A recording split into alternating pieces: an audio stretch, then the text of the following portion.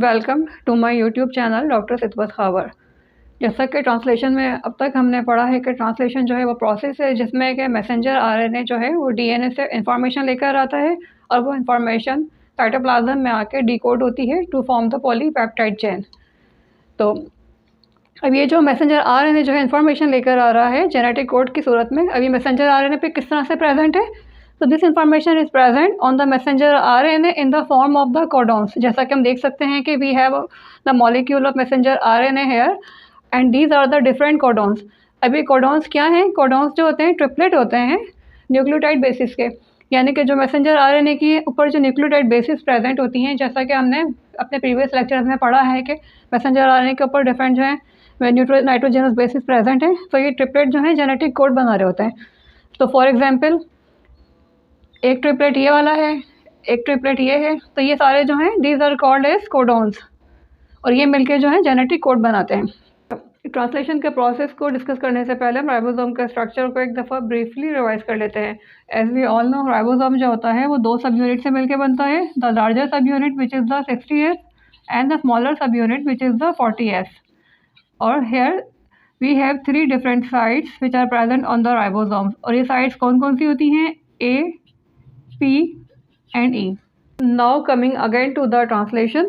अब ट्रांसलेशन जो होती है वो दो टाइप्स की होती है। Number first is the cap dependent और number second is the cap independent और IRES डिपेंडेंट। जो कैप डिपेंडेंट ट्रांसलेशन होती है it is present in the majority of the eukaryotes और बेसिकली इसके अंदर जो है 5 प्राइम कैप जो होता है मैसेंजर आरएनए का वो इन्वॉल्व होता है। वाइल द कैप इंडिपेंडेंट और internal ribosomal entry site dependent translation जो होती है it is present in the viral messenger RNA in the eukaryotic cells. तो now coming to the steps of the translation.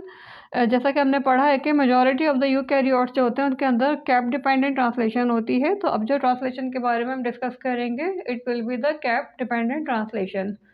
तो different steps जो होते हैं translation के वो कौन कौन से होते हैं? That are initiation, elongation and termination. तो first coming to the initiation. अब इनिशिएशन के अंदर क्या हो रहा है? The initiated transfer RNA bind with the smaller sub unit of the ribosomes. Coming to the diagram, the initiation of the translation involves the binding of the initiated transfer RNA with the smaller sub unit of the ribosome that is the 40S ribosomal sub unit. अब हम इस transfer RNA को initiated transfer RNA क्यों कह रहे हैं? Because this RNA brings the amino acid methionine which is the first amino acid in the formation of the polypeptide chain.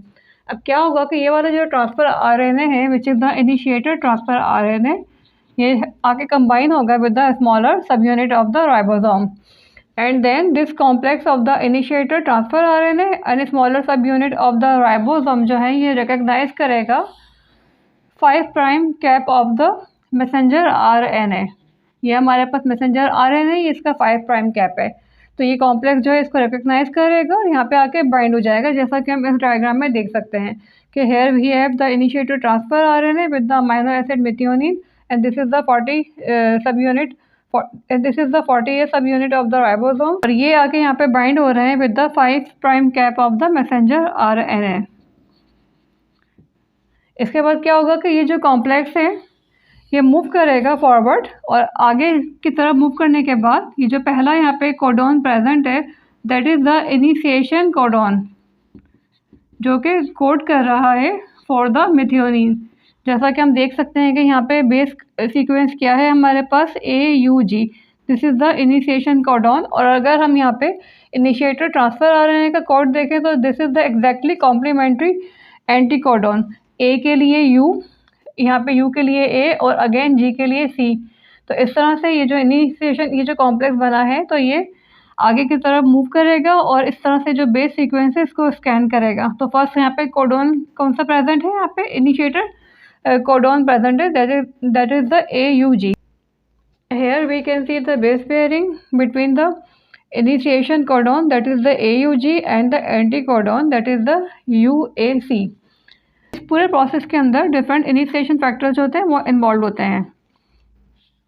अब जब ये कॉम्प्लेक्स बन जाता है इसके बाद क्या होता है कि यहाँ पे GTP जो होता है उसका हाइड्रोलिसिस होता है और ये जो इनिशिएशन फैक्टर्स होते हैं यहाँ से रिलीज हो जाते हैं and then the larger sub unit of the ribosome जो होता है वो आके कंबाइन हो जाता है with the smaller sub unit.